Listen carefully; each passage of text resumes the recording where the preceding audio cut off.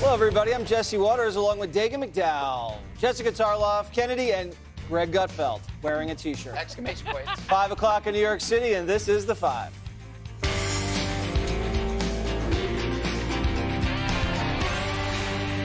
The consequences of defunding the police are leading to anarchy in America. Cops are under attack while crime surges all across the country. After Portland was battered with a year of riots, an entire squad is now resigning.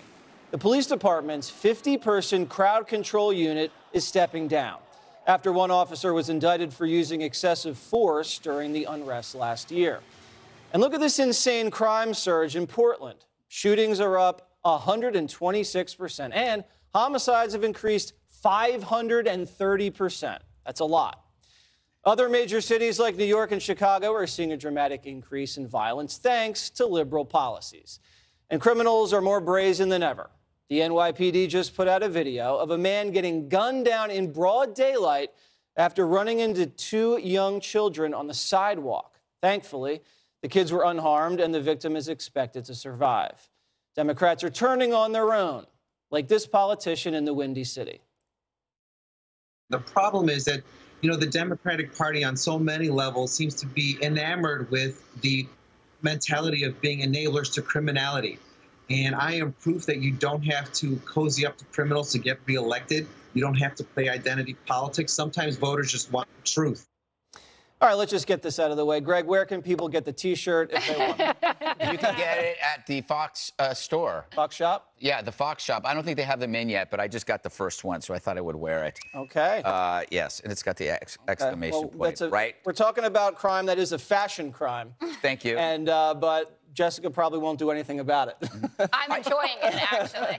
But tell me what you think about this guy from the Windy City, that's Chicago, for those of you guys who don't know that. He's saying that Democrats think they need to coddle up to criminals to win elections. No, I think there are two things going on here. Number one, Democrats don't like to be seen taking the side of the opposition, even if the opposition is right. And I would say sometimes Republicans are like that as well.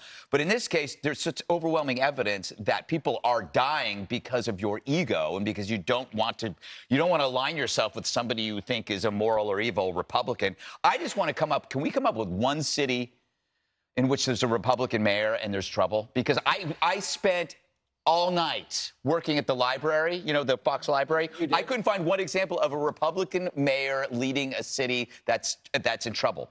The other point is the biggest threat, according to President Biden, is the white supremacist movement. Yet we still don't have the stats for that. We don't have the names. We don't have the organized crime gangs that are causing crime sprees in the name of white supremacy. And yet we know the names of the clowns in Oregon. It's called Antifa.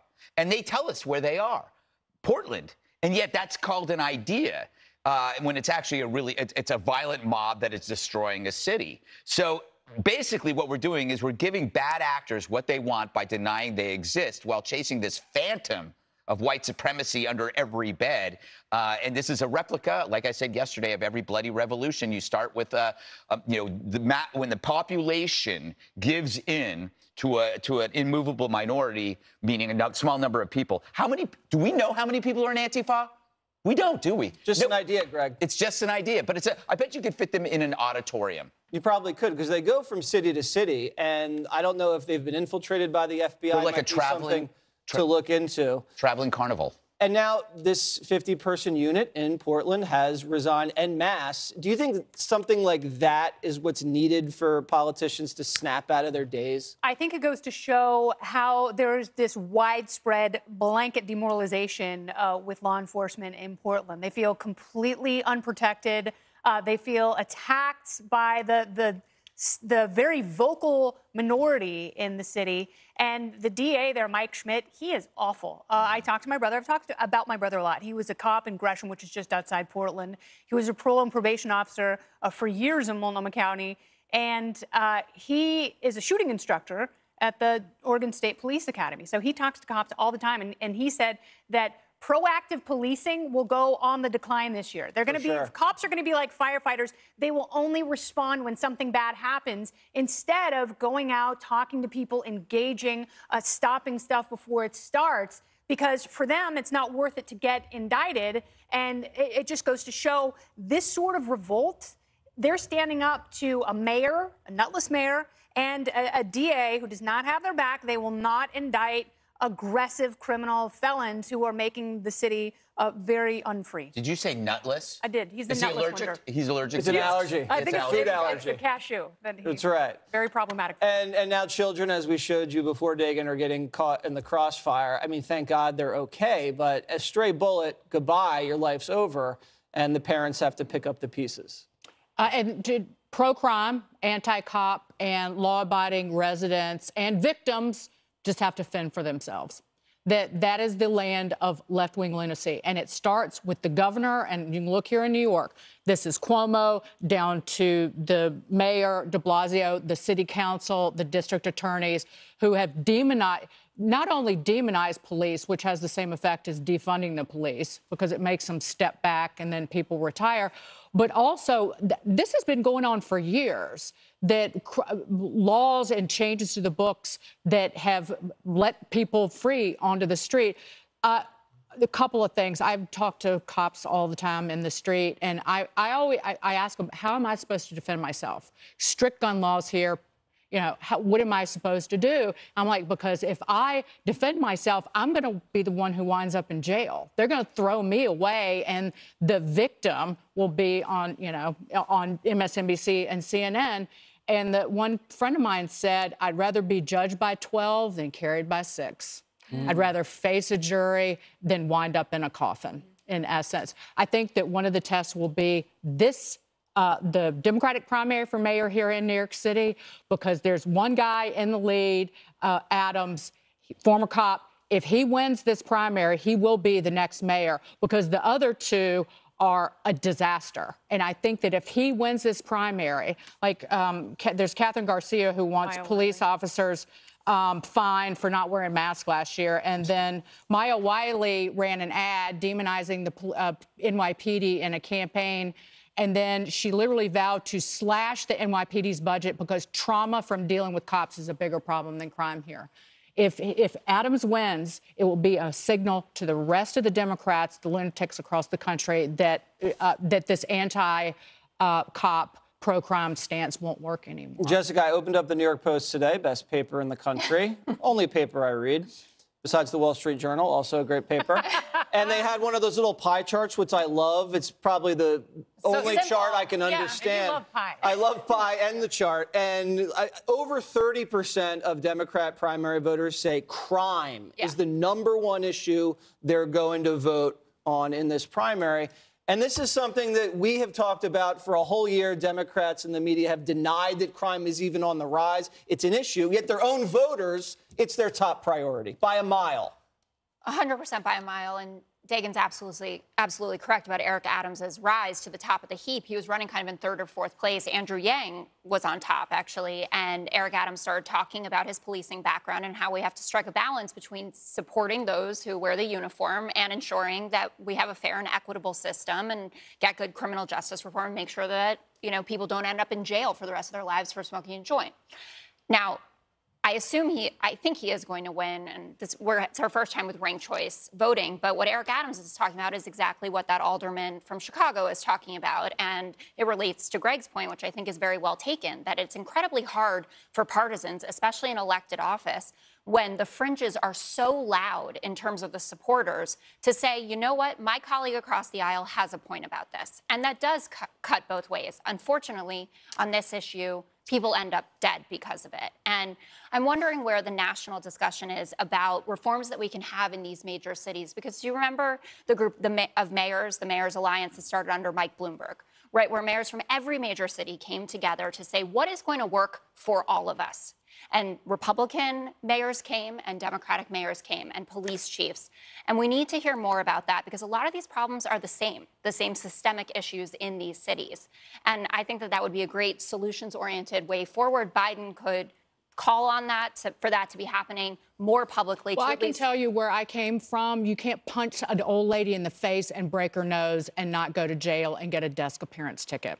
And that's exactly what happens over and over again. Felony assault, absolutely right. Over and over again in New York City. And it basically, you have to kill somebody to get thrown in jail around here. And that is a bail reform that was shepherded by the Democrats. Okay, but can I just add something to that very quickly? If you want real criminal justice reform, you got to stop talking to Republicans and Democrats. You have to talk to libertarians because they have been the most critical and the most reasonable about the issue for so long, and they're not having these swinging emotional reactions to things. And they actually have a really solid list of actions that you could implement now across the country and make things better. When 50 good cops resign from an entire riot unit, that's not criminal justice reform. Getting rid of bad cops, that's criminal justice reform, but that's not happening in places like Portland. And no one's spending their life behind bars for smoking pot. Straight ahead. America's top podcaster, Joe Rogan, laying the smackdown on CNN's Brian Stelter after the whiny hall monitor complained that certain YouTube personalities get more viewers than, well, his network. They were saying, there's people on YouTube right now that get more views than this show. This is because the market is spoken. Right. And your show's terrible. Brian Stelter talking to the press secretary saying, what are we doing wrong? What are we doing wrong? Like, hey, mother, you're supposed to be a journalist.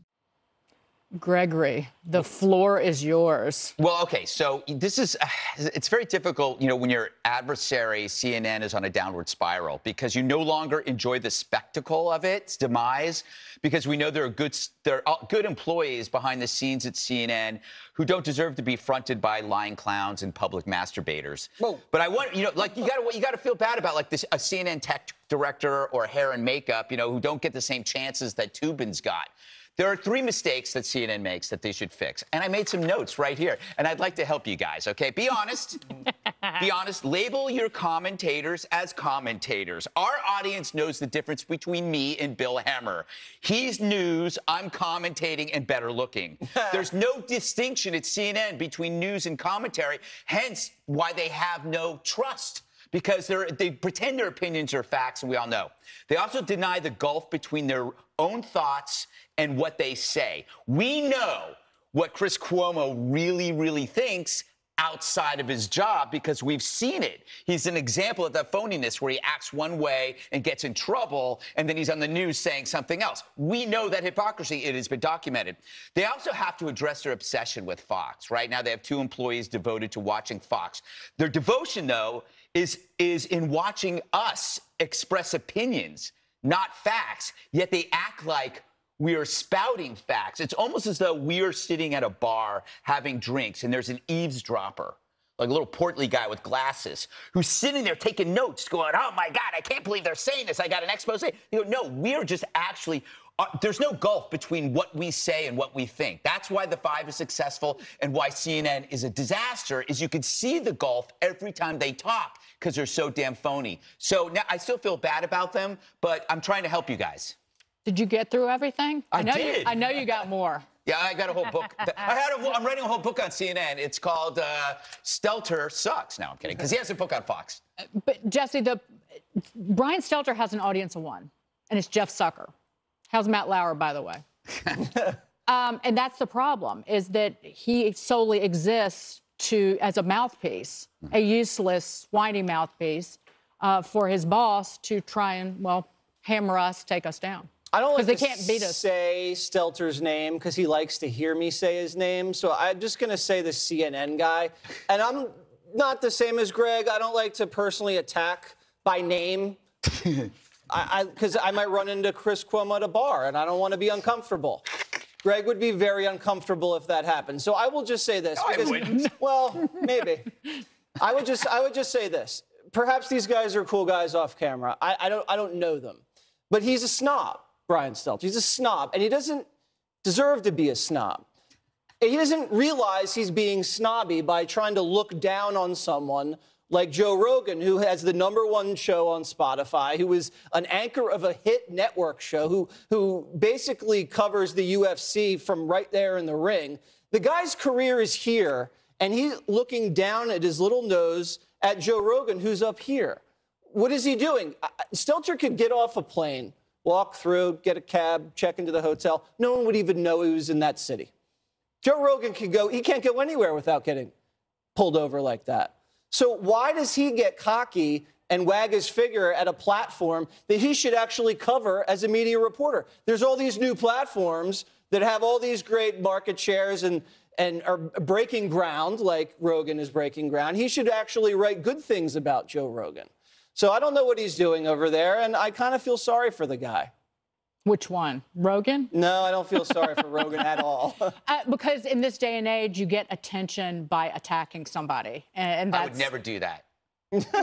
You would never pick a fight with anybody for attention. Well, I always say, if you don't have anything nice to say, come sit next to me. But go ahead. And here I am sitting next to you. But I do have some nice things to say. I would first like to clarify that no one is in jail for their entire life because they smoked a joint. But there are a lot of people in jail unnecessarily for crimes. You're not getting out of talking about Stelter. I am going to get out of it as, I think I'm the only person on the panel. There for drug offenses. Thank you, Thanks, Joe Joe Biden. No. Yeah. Anyway, so as the person on the panel who I think would be on the friendliest terms with these people, I'd like to talk about the substance of Joe Rogan's criticism, which is about not recognizing the strength of these alternative platforms, which really is where everything is going, right? Everyone has created a streaming service. We have Fox Nation. They're creating CNN Plus for a reason. Chris Cuomo and Don Lemon have a new podcast coming out, right? Because they're moving to alternative forms. And that really is... Can you imagine that? I think you can listen to it next week. Oh, my God. They're sending it to Gitmo. They're replacing it. Very exciting. But that really is, I mean, Jesse's right about that Joe Rogan is reaching hundreds of millions of people all across the world. He has, a bigger bank account than anyone could hope to, who certainly has a TV show. I mean, I wish everyone success at this table, but that's just the way that it is. And that people hate traditional models and they want to hear alternative points of view in an unfettered environment where they say what they mean. Rogan picked up on what Stelter was saying because it's the same attitude about Fox News. They want to essentially, they can't win at anything unless there's no competition. That's right. How much they suck. And so that's kind of the nut of it. And Rogan gives a damn about people being able to speak their minds because he's a comedian and he's friends with Chappelle, he's witnessing the death of comedy, or was, until these men with screw you money step up and say, you know what, nothing's off limits. We're going to talk about all of it. Even if Brian Stelter gets upset. Yeah. Well, CNN took a lot of heat when they started from network news organizations. And they're like, news doesn't belong in cable. It's like conservatives aren't going to watch the news. What is this Fox News? And they were proven wrong. So they should sit down and read about it and try and figure out with curiosity, why is this working instead of poo-pooing it? It's like listening to Janet Yellen rail against Bitcoin. She doesn't understand it. It's the same thing with all these institutionalists who have a hard time with cryptocurrency because younger people are sick of centralized banking and fiat currency, and they want something new that they're in control of. It's the same thing with podcasting and non-traditional media. I know. I've been talking to young people come up to me all the time and go, what's up with fiat currency? Exactly right. You go to some of these libertarian conventions, they will say that. Oh, I know. That's why I don't go. I know. I like 20-somethings wanting the gold standard back. Ahead, you can lose the mask in most places, so why not airplanes? And would it stop anarchy like this?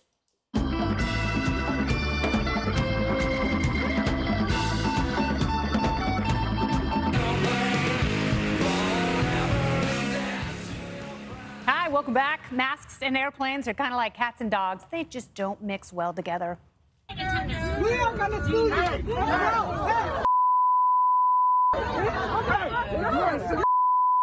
Sit down, don't you dare! Don't you dare touch me!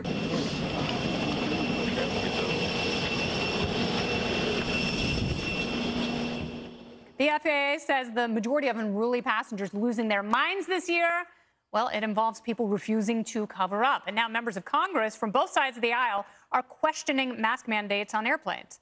But the Biden administration says the requirement should stay in place. Dagen, are masks what is making people crazy? No, people are crazy because people are crazy. But I do think that this shows that the mask mandate was the source of a lot of the fighting. And I think I figured out why. So when you get on a plane and you're going 4 hours maybe on a plane, in order to not wear the mask, which is uncomfortable, you have to either eat or drink.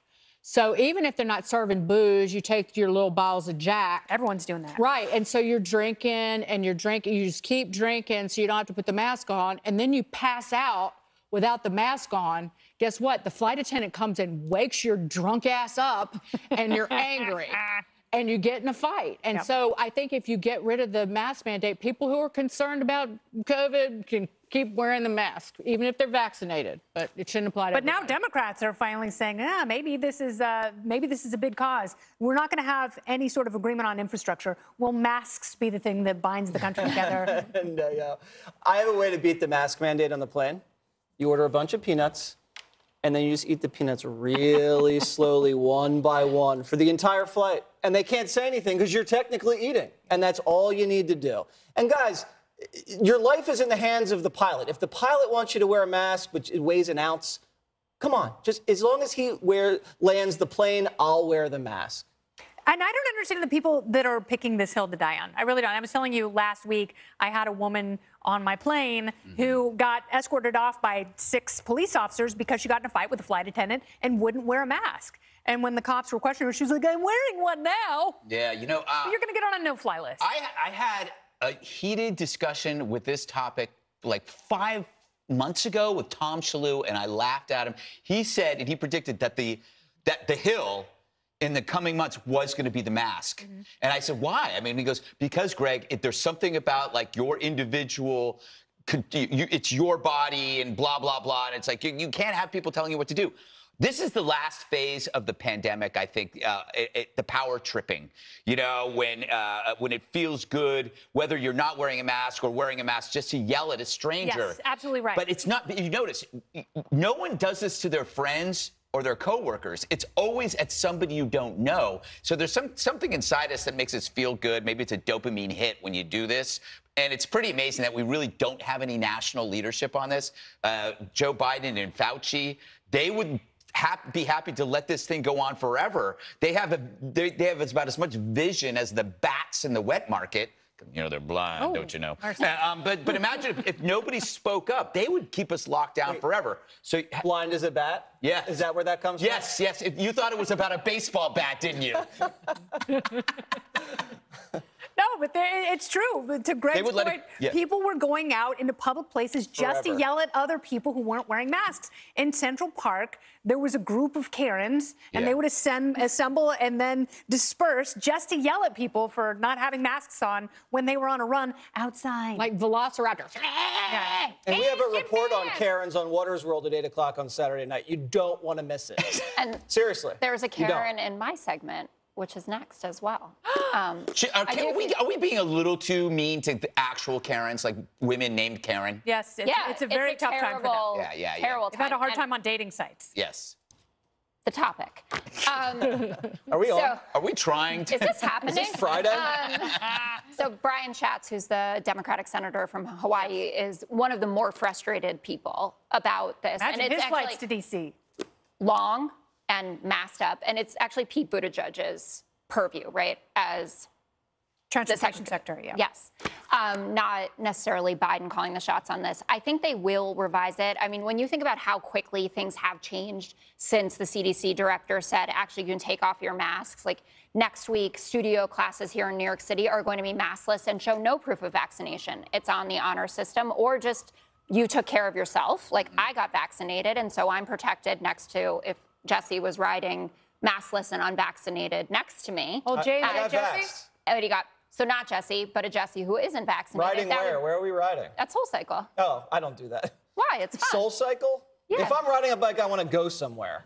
You're going to And he a also has no fitter soul. life. And I have no soul. He's a soulless cycle. They don't let me in there. If there's a soulless cycle, he's there. It's a great community, and riding I his would bike to welcome hell. you to the candlelit fun. Okay. But I do think it'll move faster. But Greg's right. Everyone wants to yell at a stranger, and usually someone weaker than them. And it is already bad enough how the quality of flights have gone down and how miserable a flight attendant's life is versus like when we were growing up and you used to get dressed up to go on an airplane and treat people with respect, and now we wear like half a pair of sweatpants. Yeah, now we wear T-shirts and stuff like that. And drink too much and eat peanuts this slowly. I was wearing a thong and a 10 hours. There's no peanuts on a flight anymore. Have you flown commercial in the last 10 years? No, because of yes, there are. Because of nut allergies. Nut allergies. There's no You more can peanuts. get nut allergies. Peanuts? Yeah. Here's what you do if you're on a long flight. You take a family-sized bag of Lay's potato chips and you crunch them, and it's just crumbs, and you can nibble on that from here to Thailand. Or just wear a mask. We are going to continue this conversation during the commercial break.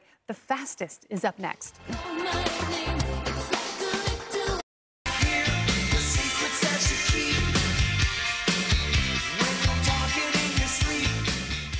Welcome back. It's time for the fastest. First up, a dad calling out his neighbors after someone snitched on his kid's treehouse to their homeowner association and forced him to take it down. In response, he hammered an open letter to the tree, writing, quote, "Dear anonymous passerby, don't worry, you're safe now. Your act of casual cruelty was successful. No longer will its presence offend your walk past my house. Please enjoy your stroll free from the sound of my children's play and laughter."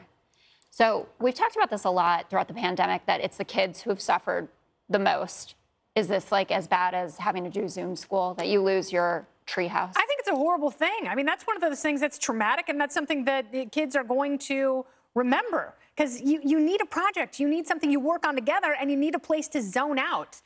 There's nothing more special than a fortress of solitude in a tree, something that you make with your dad. That is sacred. So whoever this person is, I hope they feel shame. Well, one article that I read called her Karen. Mm-hmm. So is this another Karen problem, No, Greg? she's an American hero. Oh, my gosh. What if it's an eyesore? I don't want to wake up every morning and see. And I'm just saying, what if it's a horribly built tree fort? We're not talking about one of these great treehouse hotels, right? You know, that are in some exotic land. It was probably poorly done. You know what? These are not construction workers. These are clumsy, stupid kids. I'm glad they took down the treehouse, frankly. Thinking about the tree being mocked by having dead wood foisted above. Here's your dead brother. We turned it into a house. I didn't really have an opinion on this. Yeah, I could tell. My twins wanted me to get them a treehouse at one point, and I researched it, and it was 30 grand.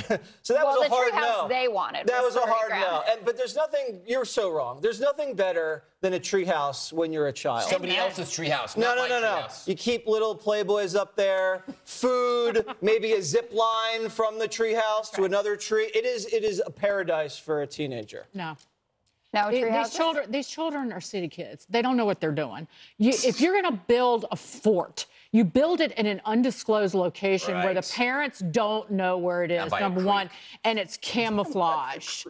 You've got pine cones as hand grenades, branches as guns. Are you building this with narco-terrorists? And if somebody discovers it, like a nosy neighbor, you bomb their house with poo in bags that are lit on fire. Okay. Oh. I've never been so thankful to have grown up in New York City. Up next, here's a surefire way to cause controversy. Rank New Jersey as the #1 state to live in.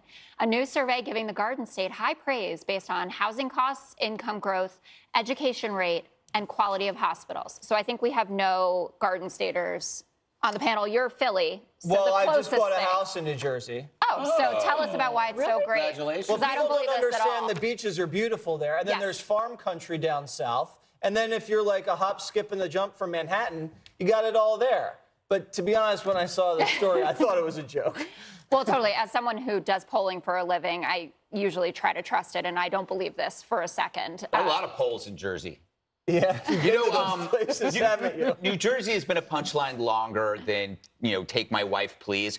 And I wanted to figure out why. So I wrote into the Google search thing, why does New Jersey, and it autofills. No, it autofills have a bad reputation and then I thought smells it so bad. Well, right. So those are the two things that autofills, and that might explain. But to your point, There are all these beautiful farms and beautiful beaches, but they're not seen from the freeway. What you see from the freeway are the really ugly cities and the prisons. So when you're trying to get from Philly to New York, and it's like New Jersey's just nothing but cement and stench. But then all of a sudden you go off onto the shores. It's absolutely beautiful. Leave the turnpike. That is New Jersey. Yeah. And Newark. Dagan.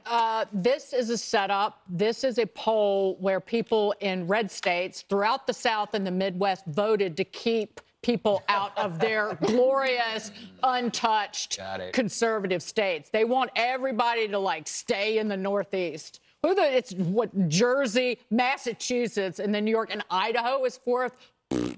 Forget it. Idaho's beautiful. I know. That's my point. That should be number It's lovely. What is your New Jersey hot take? My New Jersey hot take is property taxes are way too high. Yeah. I hear the bagels are very good, but I can't eat them because I have celiac, so no go New Jersey.